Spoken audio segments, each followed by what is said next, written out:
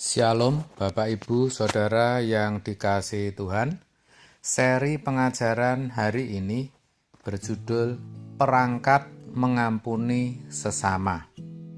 Saudara, yang dapat menyelesaikan dosa manusia itu hanya korban Tuhan Yesus di kayu salib. Tidak ada cara lain. Itu harus kita perhatikan betul. Allah tidak dapat mengampuni kita tanpa perangkat salib ini. Sebab dengan integritasnya, ia tidak dapat berbuat sesukanya.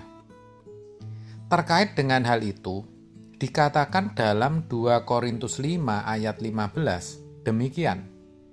Dan Kristus telah mati untuk semua orang, supaya mereka yang hidup tidak lagi hidup untuk dirinya sendiri, tetapi untuk Dia yang telah mati dan telah dibangkitkan untuk mereka.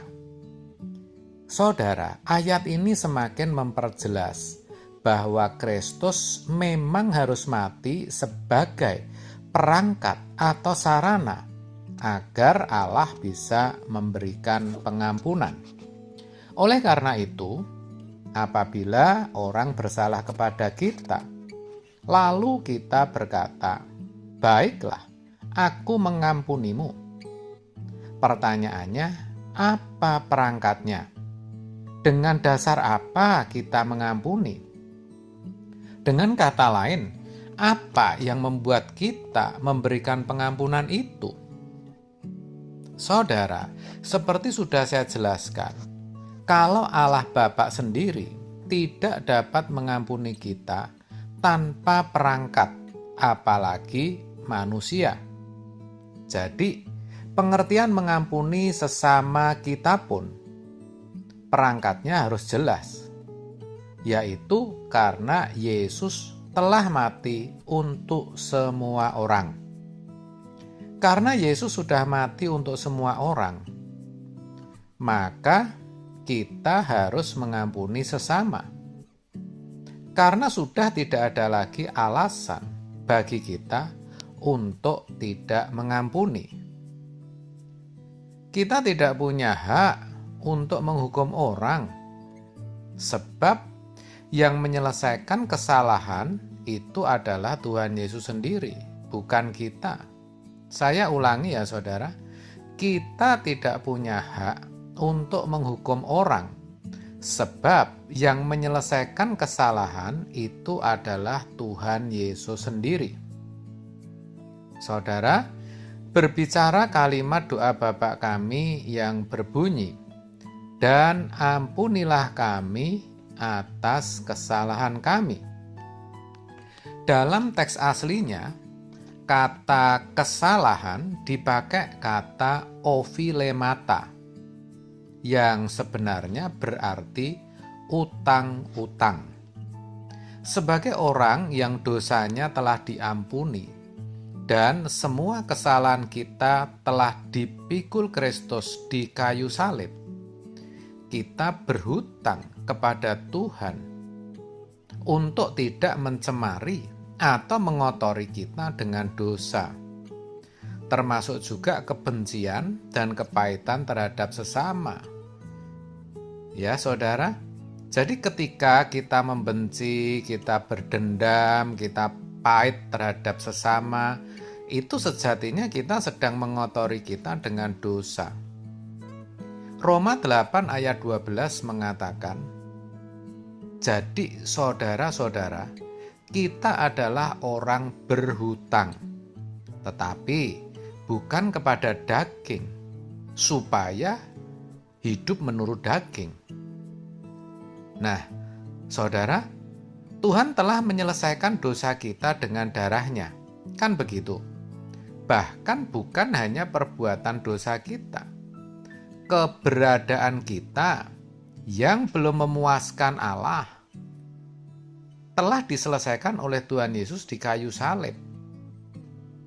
Walaupun kita masih meleset dan belum sepenuhnya menyenangkan hati Allah Bapa, Itu pun telah diselesaikan Tuhan Yesus di kayu salib. Maka penghayatan akan kebenaran ini seharusnya membuat kita takut akan Allah.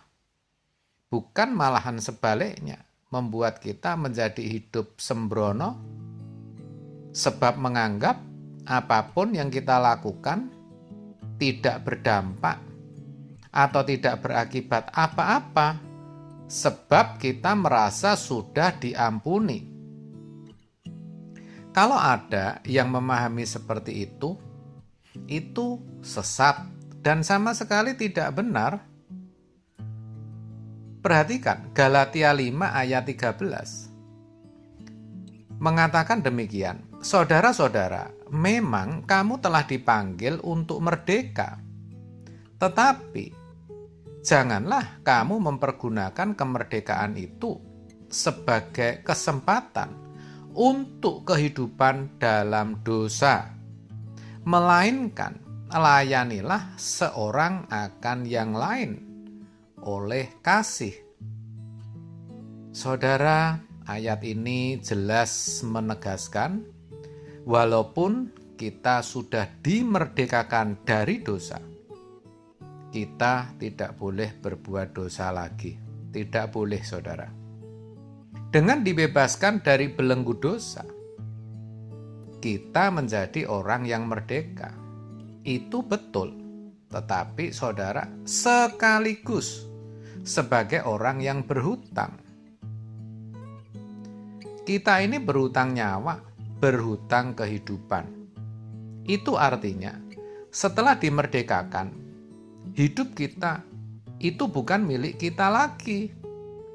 Kita tidak berhak atas apapun yang melekat dalam diri kita.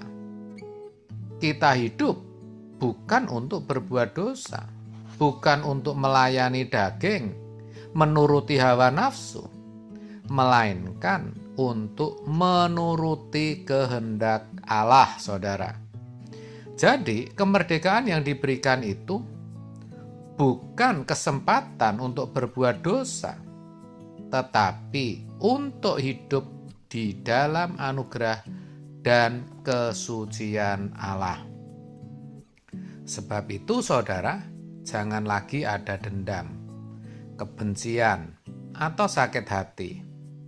Lepaskan pengampunan, saudara, karena Allah sudah menyediakan perangkatnya, yaitu tadi sudah saya katakan salib Kristus. Ya, salib Kristus. Karena Kristus telah mati buat saudara.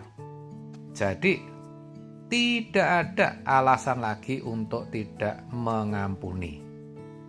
Amin. Tuhan Yesus memberkati.